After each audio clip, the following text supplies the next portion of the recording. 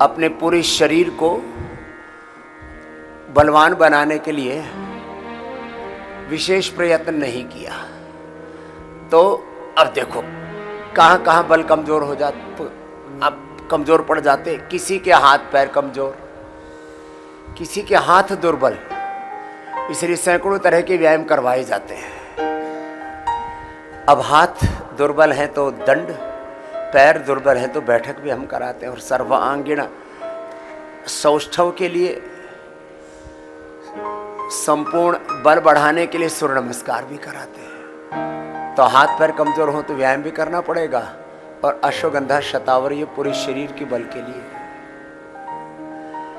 अब स्त्रियों में स्त्री बल और पुरुष बल वैवाहिक जीवन के लिए, दाम्पत्य जीवन के लिए ये बढ़ा किसी किसी में बहुत न्यूनतम स्तर पर होता है। तो कई बार देखने में डील डाल ठीक है, लेकिन डील डोल ठीक होने के बाद बॉडी की शेप अच्छी है, डोले शोले भी हैं, लेकिन भीतर से खोखले हैं। वैसे भी उत्तेजक आहार, उत्तेजक विचार, स्टीरॉइड्स और ये सिंथेटिक दवाइयाँ, पोल्यूशन, रेडिएशन, जो ये मॉडर्न लाइफस्टाइल है, इसका सबसे बड़ा दुष्प्रभाव व्यक्ति की जीवनी ऊर्जा पर पड़ रहा है, और लोगों का मूलाधार चक्र, स्वाधिष्ठान चक्र, मणिपुर चक्र गड़बड़ा रहा है, और उसी से लोगों का वैवाहिक जीवन अच्छा नहीं है। उसके लिए सामान्य रूप से अश्वगंधा, शतावर, सफ़ेद मूसली, कोच बीज, ये सब को हम बताते हैं। बला बीज भी हो जाए तो और अच्छा। वैसे ही सब के लिए एक यौवन चूर्ण या इम्यूनोग्रिट पाउडर या इम्यूनोग्रिट भटी, पुरुषों के लिए यौवनामृत, यौवन गोल्ड, लेडीज के लिए संतति सुधा, नारी कांति वटी शिरफ, फलघृत, दशमूल का प्रयोग। ये विशेष रूप से दाम्पत्य जीवन में जो पौरुष है, जो भी आंतरिक बल है उसके लिए। फिर किसी किसी का लीवर कमजोर होता है, सब कुछ ठीक है, लीवर कमजोर है। मैंने कई बार कहा है, आयुर्वेद की औषधियां बल दे करके, आप का लीवर कमजोर है तो लीवर की बीमारी है ना, तो आयुर्वेद की औषधियां बलवर्धक है, वो इम्यूनिटी बढ़ाने वाली है, लॉन्गिविटी बढ़ाने वाली है, एंटी एजिंग है, वो एंटी इन्फ्लेमेशन का काम करते हैं, एंटी इन्फ्लेमेटरी है, वो टारगेटेड मेडिसिन का भी काम करती हैं, इंटीग्रेटेड मेडिसिन का भी काम करती है, सिम्टम्स को भी, सिस्टम को भी, हार्डवेयर को, सॉफ्टवेयर को, स्ट्रक्चर को, कैरेक्टर को ठीक करती है। स्थूल सूक्ष्म कारण शरीर पर, अन्नमय मनोमय, प्राणमय, विज्ञान में, आनंदमय कोष पर एक साथ काम करती है।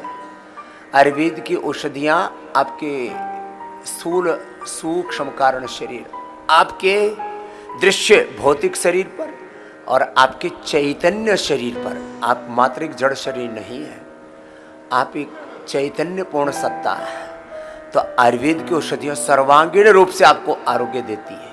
तो बल बढ़ाने के साथ लीवोग्रिट, मैं यदि बल की दृष्टि से कहूँ तो लीवोग्रिट लीवर को शक्तिशाली बनाने के लिए, रीनोग्रिट किडनी को शक्तिशाली बनाने के लिए, कार्डियोग्रिट हृदयामृत हृदय को शक्तिशाली बनाने के लिए, थायरोग्रिट धनिया के पानी के साथ ये थायराइड को शक्तिशाली बनाने के लिए, प्रोस्टोग्रिट लौकी के जूस, काली मिर्च, तुलसी के साथ ये अनुपान से ये प्रोस्टेट को शक्तिशाली बनाने के लिए, श्वासारी ब्रोंकोम, श्वासारी क्वाथ या मुलठी के क्वाथ के साथ ये आपके फेफड़ों को शक्तिशाली बनाने के लिए, पीडानिल गोल्ड, ऑर्थोग्रिट, और उसमें आवश्यकता के अनुसार अलग अलग प्रकार के त्रयोदशांग गुग्गुल, लाक्षादि गुग्गुल, योगराज, महायोगराज गुग्गुल आदि, सिंहनाद गुग्गुल आदि, कैशोर गुग्गुल आदि, या आवश्यकता के अनुरूप वात पित्त कफ त्रिदोष के एक दोष, द्विदोष, त्रिदोष प्रबल होने पर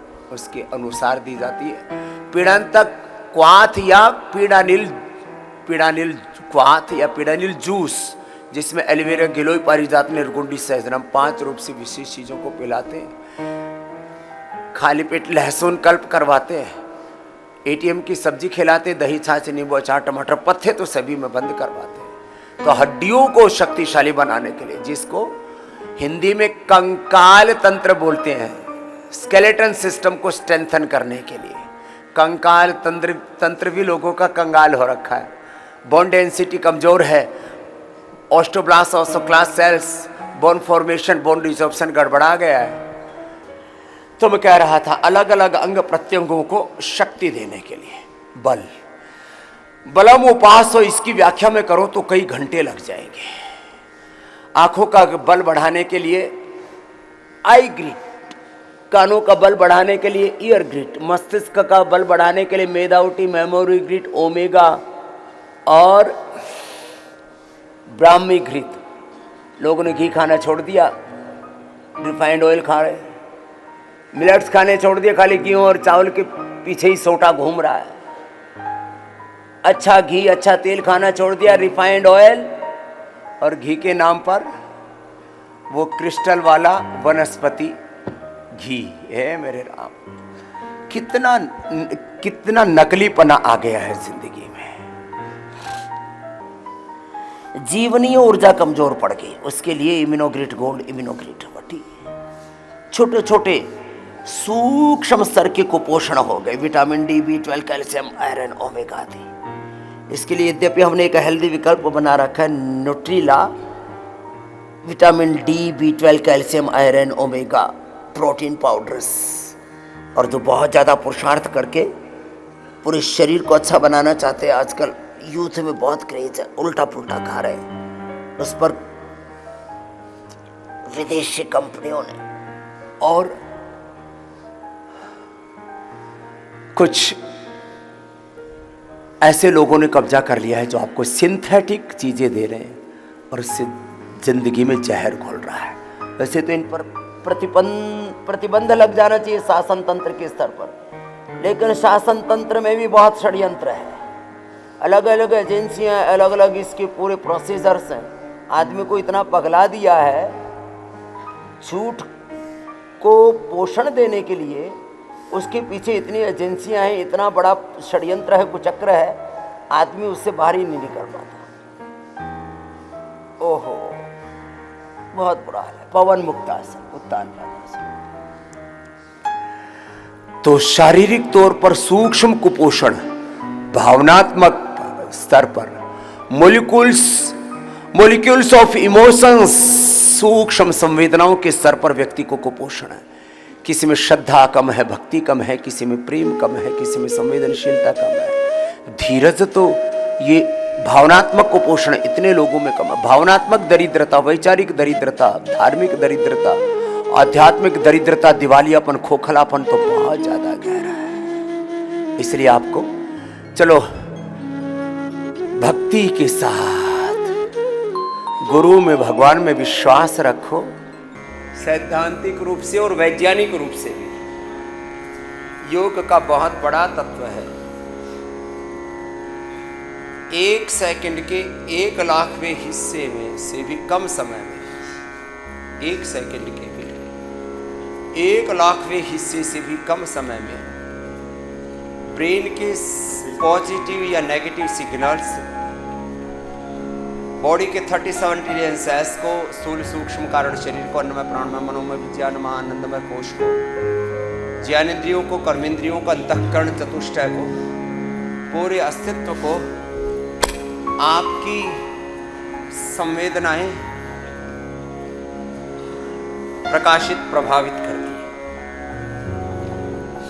अब अच्छी संवेदनाएं होंगी, पॉजिटिव सिग्नल्स होंगे, तो जीवन सकारात्मक दिशा में रूपांतरित होता चला जाएगा, जीवन का ऊर्ध्व आरोहण होता चला जाएगा।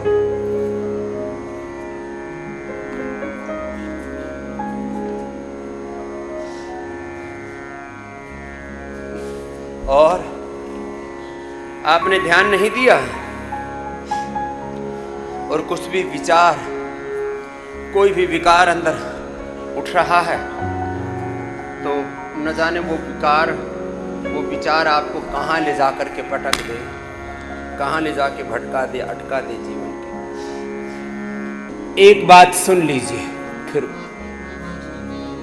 उसका मनन कीजिए। श्रवण सुनने के बाद उसका मनन, फिर उसके बाद उसको आत्मसात करना। श्रवण मनन निधिध्यासन, वो हमारे अस्तित्व में रच बस जाए, वो विचार, वो भाव, वो संकल्प। श्रवण मनन निधिध्यासन और साक्षात्कार, ये प्रक्रिया है गुरु की शरणागति में आकर के, गुरु के एक एक शब्द को शब्द ब्रह्म मान करके उसमें गहरे उतरना।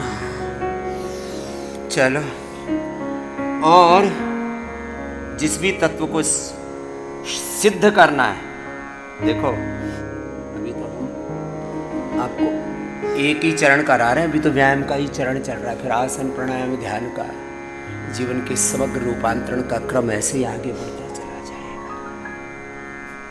चलो, एक एक तत्व को सिद्ध करने के लिए,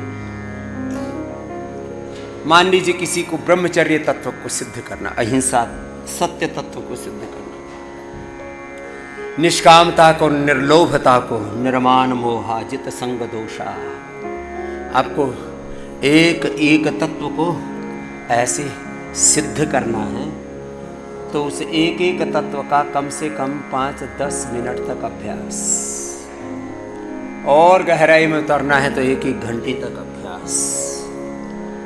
फिर वो तत्व आपको सिद्ध हो जाता है, उस तत्व में आप प्रतिष्ठित हो जाते हैं। योग में, कर्म योग में, निष्कामता में, निर्लोभता में, ज्ञान में, भक्ति में, सेवा में, अलग अलग योग और योग मूलक ऐसे सैकड़ों हजारों आध्यात्मिक तत्व हैं, सत्य हैं, इनमें हम प्रतिष्ठित होते चले जाते हैं।